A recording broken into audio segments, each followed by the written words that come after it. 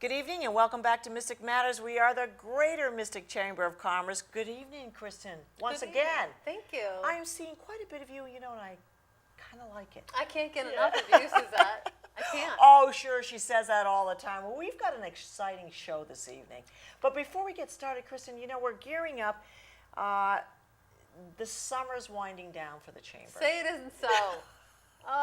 And you can tell when somebody said to me, someone in the studio said, I was behind a school bus this afternoon. So it's great to see the kids back in school, and also be safe there while you're waiting for the bus, and make sure you watch for the kids as they're crossing over to the bus. But anyway, so the Chamber doesn't stop. No. I think there's a little time right after the holidays, and then we gear up for our events that come right back up, starting Art Festival, starting all the other events. But what do we have going on in the next couple of weeks? Well, just this past weekend, Labor Day weekend, Fields of Fire opened their adventure park. Fantastic. Which is like the zip line and build confidence, teamwork, hang from trees. And he was on the show. He was. I want to say last year, but the permitting was still going on. Yep. And so now his dream's come true. His dream has come true. Yeah. Yeah, so there's going to be, there was a grand opening on Sunday, and it was fantastic. You didn't do the zip line?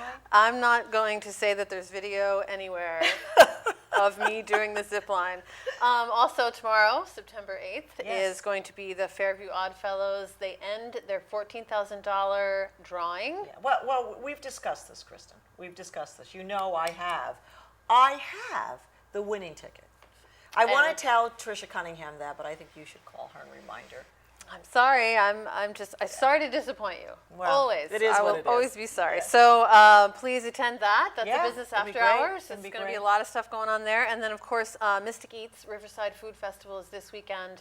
Yeah. Friday, Saturday, and Sunday. Don't Fantastic. eat all day Thursday. Right. Okay. To get ready. To get ready. Yeah. It's a great event. Yeah.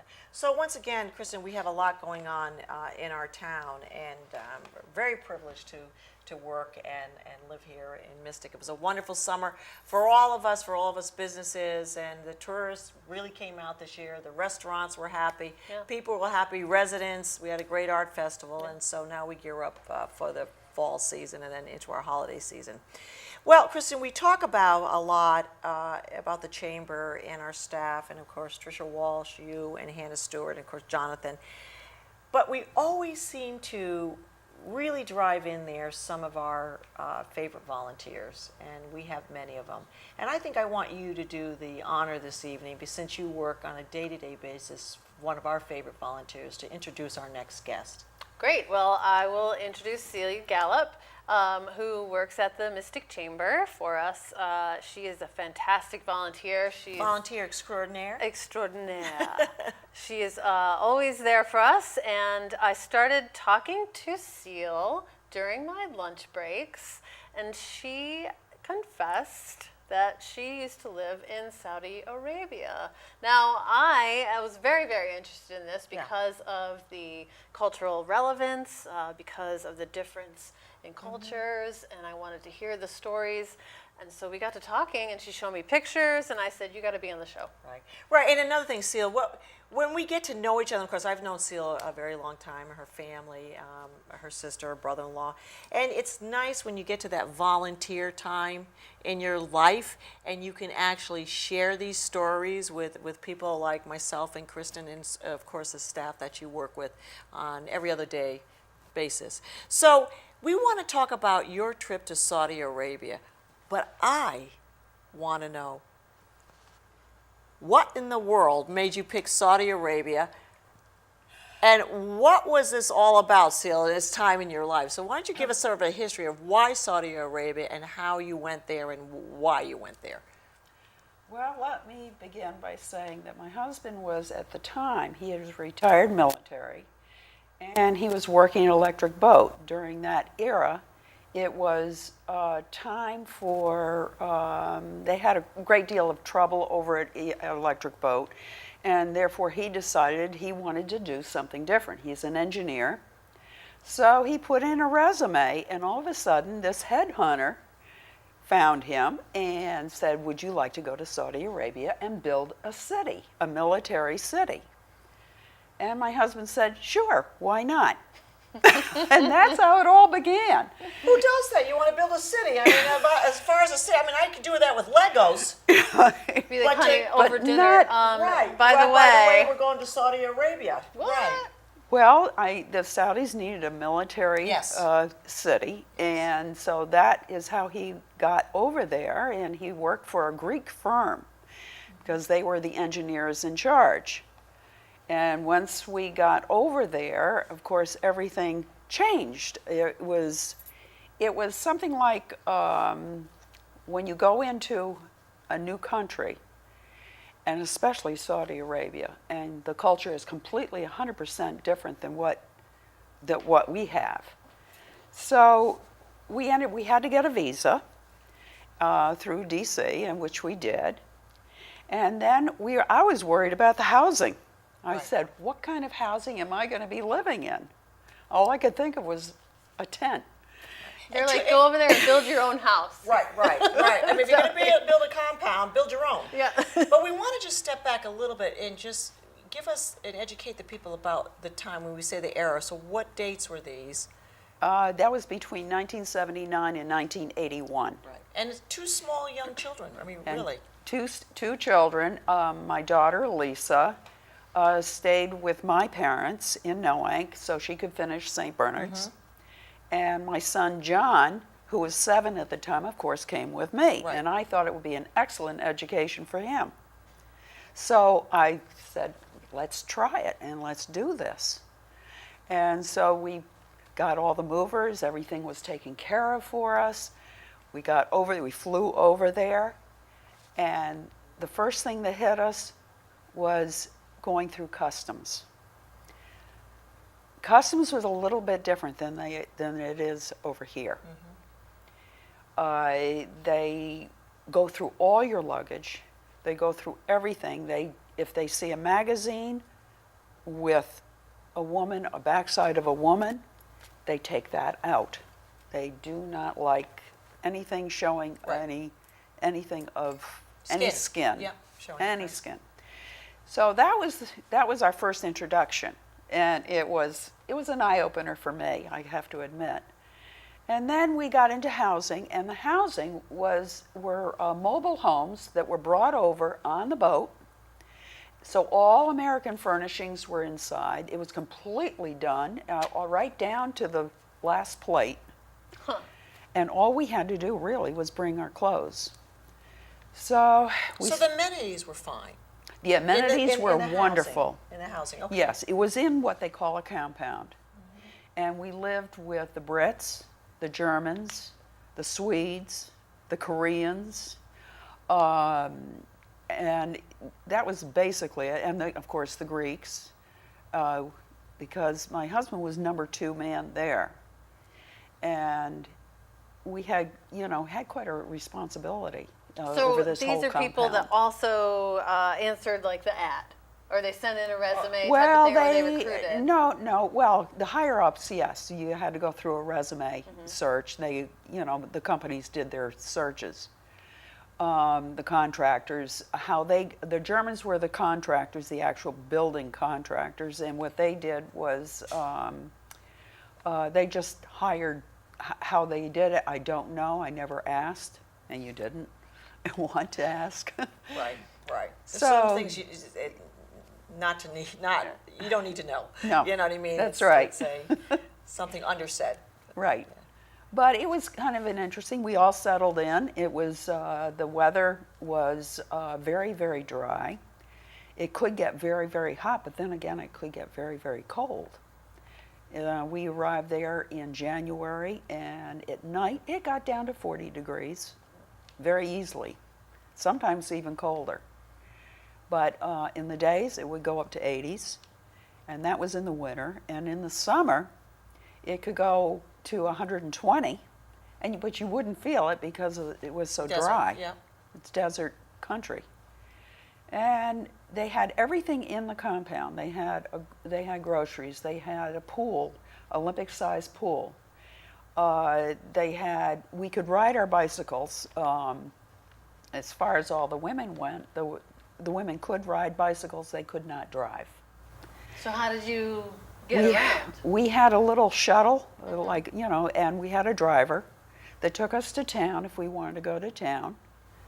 And we had our own, we stuck with our own people. It Right, was not. own routine. Yeah. So we had a normal routine as far as my son's education went. It was excellent. He went to a European school, but they used American books. And he was in school with the Swedes and with the Germans and with the Brits. They all went to school together. And the language they spoke? It was all English. All English, okay. All English. Everybody was required to speak English. And it did make it for a lot easier communication.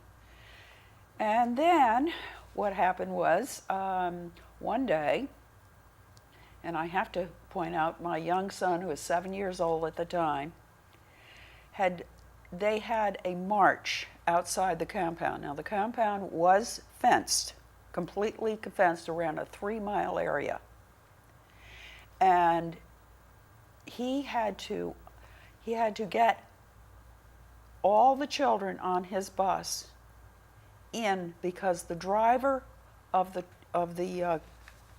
little van had gone off to march with his fellow Oh my gosh. And just left all the people kids. and left all the kids. I had calls coming in. It was incredible. So your son, My son was 7 years old at the He time. drove the bus? He didn't drive the bus. No, he didn't drive the bus. Because you thank know heaven. what? I have to tell you, I've heard of those things happen. No, what he did was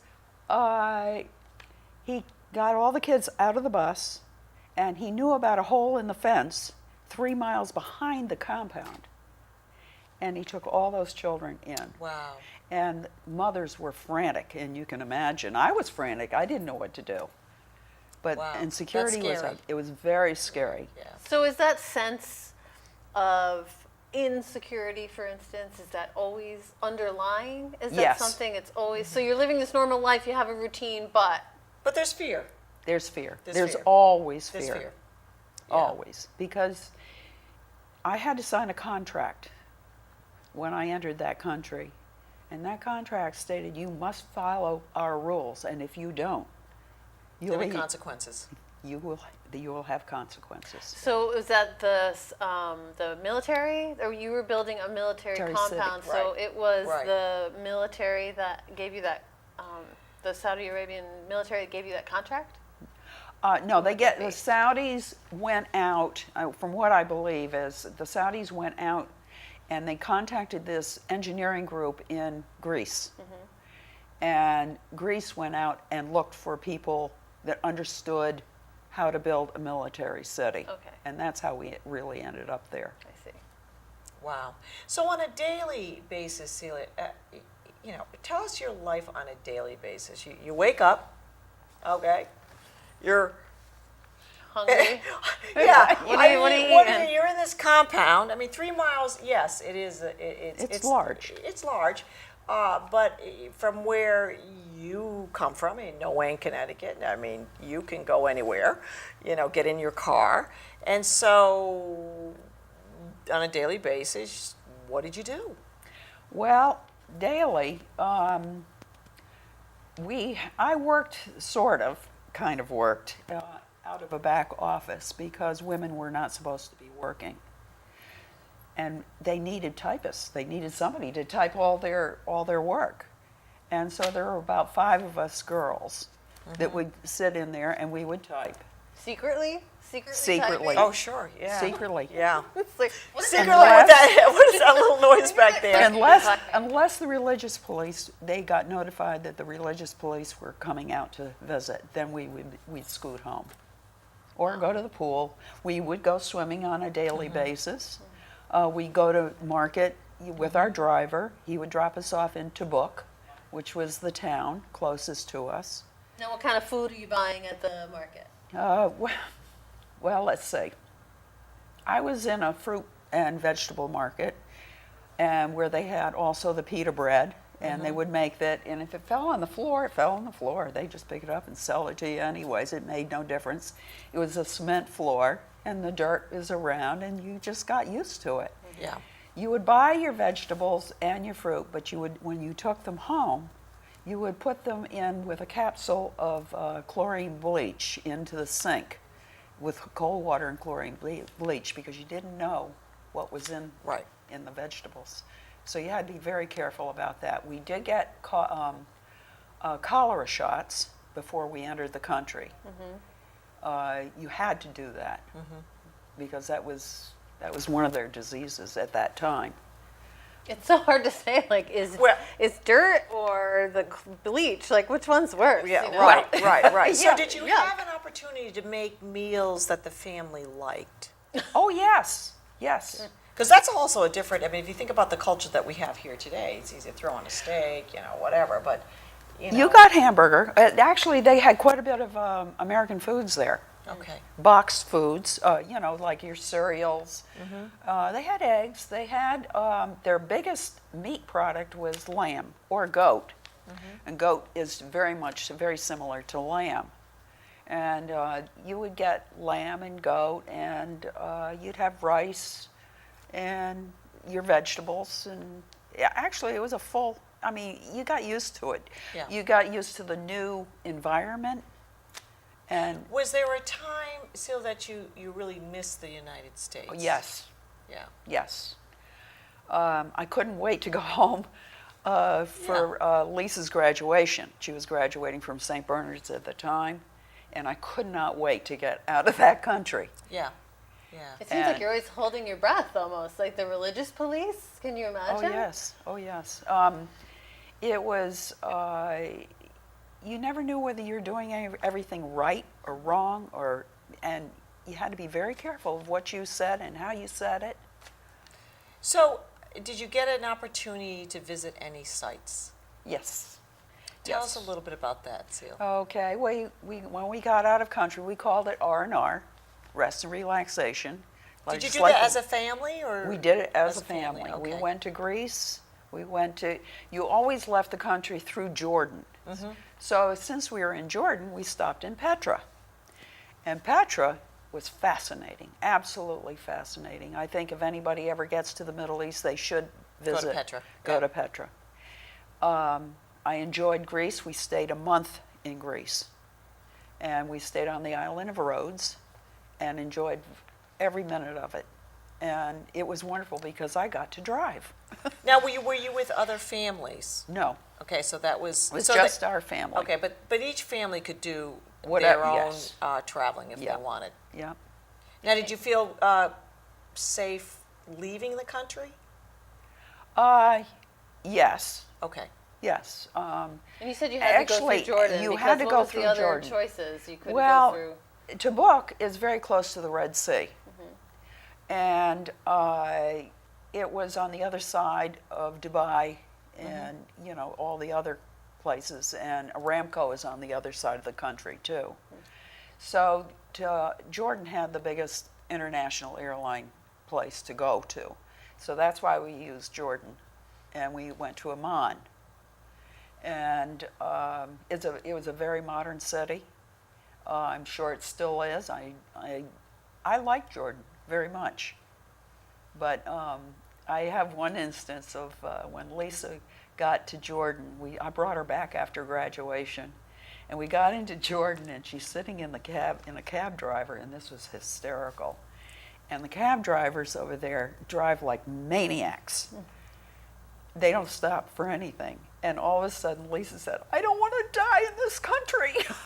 Oh, Well, my goodness. I mean, you can understand. She just had landed, Yes. right? And she's probably new. It was new, and certainly much different than what she was used to. Yep. Like all of you. Yeah. Yeah. Yeah.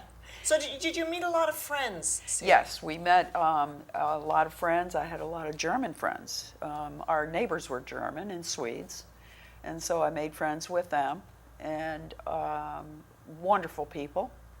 They made the beer. We made the wine. The beer, the wine. It's not only illegal. Did you it's notice that she extrapolated more on the alcoholic beverages than when I said, did you have good meals for the family? well, she also blamed it on other people, like the Germans. They made Yeah, the wine. They make the wine made and that. beer. Yeah. Well, it was Talk about being like looking over your shoulder.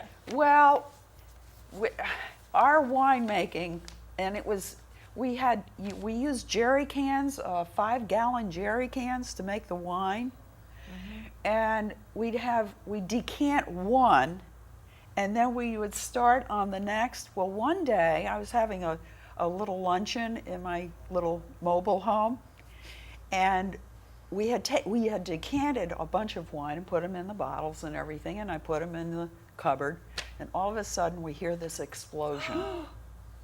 And all this red ooze was coming out from underneath the cabinet.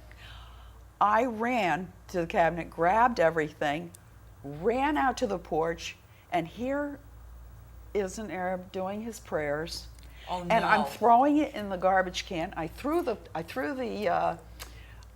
top on top of the it- garbage can, and it boom. Boom. Yeah. Yeah. Because I was gonna say that's what would happen. It was like a bomb. Yeah. Yeah, that had gone off. What is it made out of? What is this? Yeast, grape juice, sugar, Yeast. and Let me tell you, yeast hops. rises. And what was it? Hops? Yeah. Grape And juice? you could tell we had a little measuring, little gauges to watch it. Don't try this at home. I mean, please No. don't try this at home. No, actually, it wasn't bad tasting. It was actually pretty good. Well, I mean, And it's the probably and like and you don't have anything else the to compare it to Germans- at that point. Well, the Germans made the beer, and they made very good beer, excellent beer. And they also made what we called Siddiqui. Now, Siddiqui is really white lightning. And Oh, I see. I'm And you understanding this trip a little bit better. but you had to we had to our make own- do. We had to make do Right. with what we had and what we did and everything. And as far as the holidays go, the Swedes imported all the Christmas trees, and they were all live. Wow. Imported them? Yep, they brought them over. So and how did you decorate them? Well, we made our own decorations. Wow, that's Unbelievable. really great. So what we're going to do now, and then we're going to come back to a little bit of more of the program here, but we're going to turn it over to Frank because you had the opportunity to bring into the studio here some beautiful pictures of your trip, and we're going to just show Frank just the 90-second clip of those pictures, and then return back to the last portion of our show. So if you do that for us really quickly, because these are just amazing, these pictures. Look at that. Yeah, that's a camel, and that's how they lived. Wow. And we tried to get some good shots of that, and that is all about all the background of Saudi Arabia. And what what is you're this? looking. That was at. the city. Yeah, that's Okay. the town, Wow. and that's my daughter, my son, and my son Again, again. great pictures. And The highways? this is the highway, and that's Petra. Wow. And Indiana Jones made his film. Right, there. and if you notice that little person right there, right before, that's That's huge. right. Wow. And Beautiful. they build it all into the rock. Everything was carved from the rock. It was incredible. My son again. He just seems so happy and normal. Now, Cecile, I think Oh, that's there's just a me. beautiful picture of you. And of course, Our this doesn't pool. look, that's your compound. Right. That's our compound. Okay, and those are what the houses look like. Right. And Wow. it was quite something. And that's the scenery driving. Wow. And now And who's this? that's John's That's the friend. babysitter. That's the baby. That's our driver. Okay. And these are children, the Swedes and Germans that Lisa taught to swim. Oh, And and this there's is some this of is the our alcohol and beverages. And this is down in Sharma. This is beautiful. This is on the Red very Sea. Yeah. And the Arabs do not like the water at all, so they don't. Yeah, they don't go to the beach, beach much. at all. Yeah. Yeah. And here's a spider, That's which one is of the- quite large. One of the Wow. dangers of living in the desert. So we only have a few minutes left, and I want to get back to so the ornaments on the holidays. How did you? We made them. You know how you can do the chains Sure, and the the little paper chains. and all that business. We made it up. We just made it. We made do with what we had. So what you built, is it still over there? As far as I know, it is. It was turned over to the military, and that housing compound is for the military families now over there. Okay. Okay. What did you take away from this, Seal? First of all, I think it was a great education for my children. It got me to understand exactly how these people live, how they think, how they act. It was quite an experience, to say the least.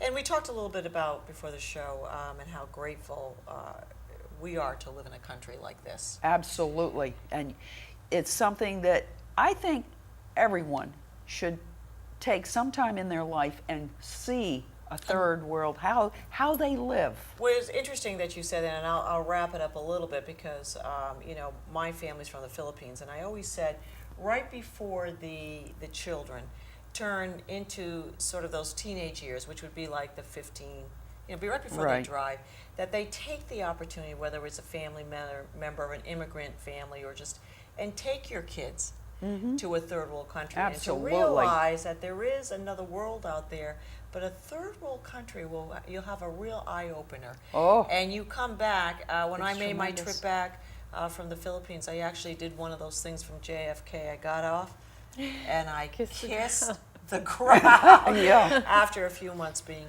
away from the family. But Seal, I want to thank you so much. Well, Please thank come you back for- again. well, thank you for having me. And finish out the stories. Thank you, Kristin, for finding such a rare gem in what Seal has to offer, not only the Greater Mystic Chamber of Commerce, but your wisdom, Seal. It really opened And, my eyes too. right. It really helped me to give a perspective because it's still very relevant today. To Yes, think absolutely. about Yes, it is. what the culture is and Yes, it just is. how it must be to live over And there. a gem just to have right here in our staff, our small staff of the Chamber of Commerce, to have the experience that you have, and to not only have it but to share it. And I think that's the most important part as we get older in our lives and our life experiences, to share those experiences, Right. and then someone like Kristin can bring it forward to us And now it's on the enjoy it. internet Well, thank you. forever. Celia Gallop, we call her Seal. She's just Seal to us. Our Seal. It's our Seal. So it's not that we own her, but we do enjoy her. And Kristin, thank you so much. you, I'll see you Susette. in the next Thank you, couple of Seal. weeks. We are the Greater Mystic Chamber of Commerce. Mystic Matters. Good evening.